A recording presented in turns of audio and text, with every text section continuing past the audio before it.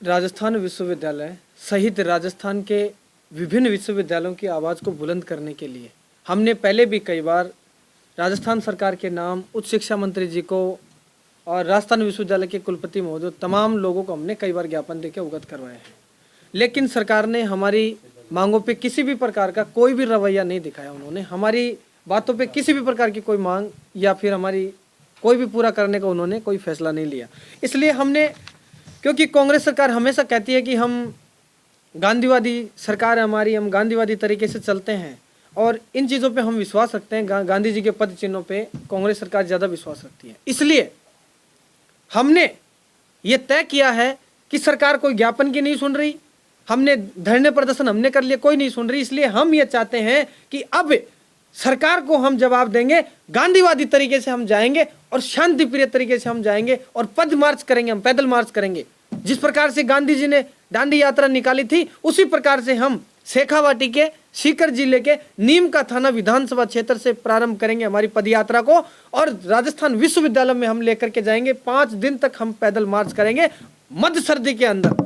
और हम ये चाहते हैं कि सरकार हमारी मांगों पे सकारात्मक रवैया दे।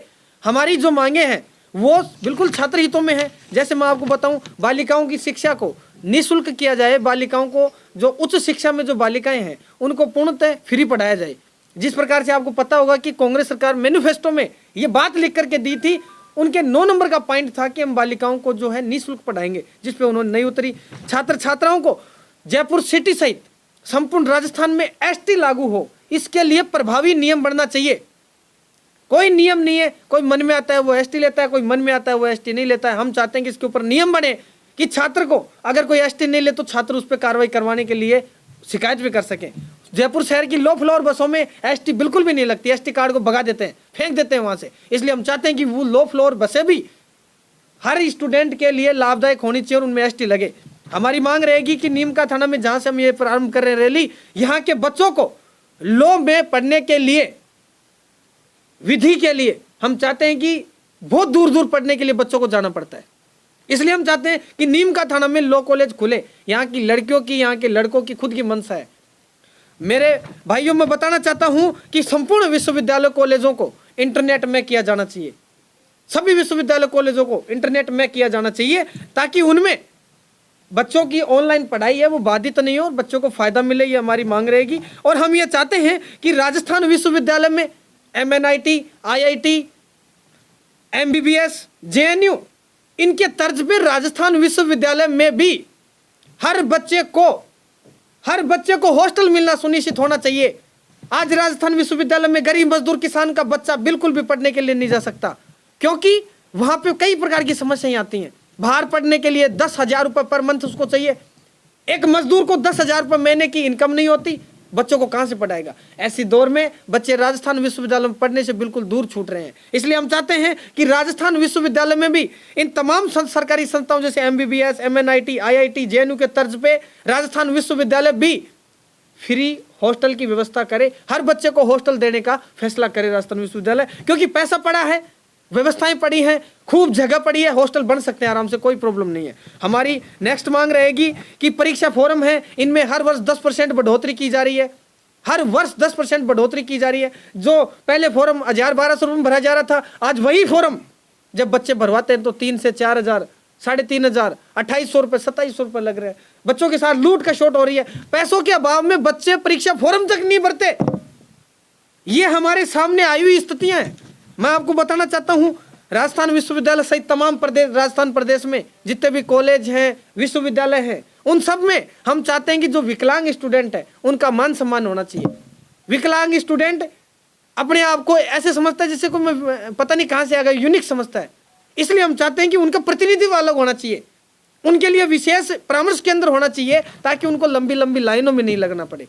मैंने बहुत बार विकलांग, अपाहिज जो बच्चे होते हैं, दिव्यांग जो स्टूडेंट होते हैं, उनको लाइनों में लगते हुए देखा है। इसलिए हम चाहते हैं कि इनके लिए अलग से प्रतिनिधित्व भी हो और इनका अलग से जो है योग्य जनों के लिए परामर्श केंद्र हर कॉलेज विश्वविद्यालय में हो। ये तमाम मांगे हम लेकर के सैकड़ों की संख्या में गांधीवादी तरीके से, बिल्कुल गांधीवादी तरीके से हम नीम का थाना से 28 दिसंबर को हमारी पदयात्रा को प्रारंभ करके जयपुर के राजस्थान विश्वविद्यालय में 2 जनवरी को हम लोग पहुंचेंगे और वहां पे यदि सरकार का कोई प्रतिनिधि हमसे बात करने नहीं आता तो फिर उसके बाद में हमारी कोर कमेटी तय करेगी कि हम किसका घेराव करेंगे, चाहे वो CMR हो, चाहे CM हो, चाहे विधानसभा हो। ये हमारी तमाम मांगे हैं, इनको लेकर के हम बहुत जल्द 28 दिसंबर को कुछ करने वाले हैं। हमारी यात्रा का उद्देश्य यही है कि हमने कई बार ज्ञापन दिए हैं, धरने प्रदर्शन किए हैं, सरकार ने हमारी सुनी नहीं। फिर एक दिन हम सुन रहे थे राजस्थान के मुख्यमंत्री जी का भाषण, तो हमने सोचा, वो कह रहे थे कि हम गांधीवादी, तो हमने सोचा कि क्यों ना हमें गांधीवादी पद यात्रा कर ले, ताकि ये पता नहीं हमारी बात सुन ले तो बच्चों का भला हो जाएगा, बच्चे बहुत पीड़ित हैं, इसलिए हमने ये पद यात्रा का निर्णय लिया है। ये पद यात्रा नीम का थाना से कैसे? नीम का थाना से इसलिए, मैं यहाँ पे पूर्व कॉलेज का प्रेसिडेंट रहा था, मैं छात्रों की समस्या सुनने के लिए जब नीम का थाना, तो यहाँ की समस्या भी थी कॉलेज की। वैसे हमारा नागौर से आने का प्लान था, तो फिर हमने सोचा कि नीम का थाना को तय करेंगे, यहाँ की स्थानीय बच्चों को ज़्यादा समस्या है, इसलिए हमने विधि कॉलेज रखी है यहाँ की, इसीलिए हमने नीम का थाना से, क्योंकि मैं यहाँ से बिलोंग भी करता हूँ, मैं यहीं का रहने वाला हूँ, इसलिए हम नीम का थाना से जयपुर लेके जाएंगे। 2023 में विधानसभा के चुनाव है, उनको जोड़कर तो ये यात्रा नहीं निकल। 2023 में विधानसभा के चुनाव बहुत बढ़िया बात है, लेकिन हम स्टूडेंटों की बात करते हैं और हमारा कार्य क्षेत्र राजस्थान विश्वविद्यालय और छात्रों की सेवा के लिए हम काम करते हैं। विधानसभा चुनाव है तो ये तो बहुत खुशी की बात है, तो हमारा उनसे कोई उद्देश्य नहीं। किसको? किसमें? राजस्थान यूनिवर्सिटी से। राजस्थान यूनिवर्सिटी में देखो, छात्र संघ चुनाव होंगे, वो अलग प्रक्रिया है।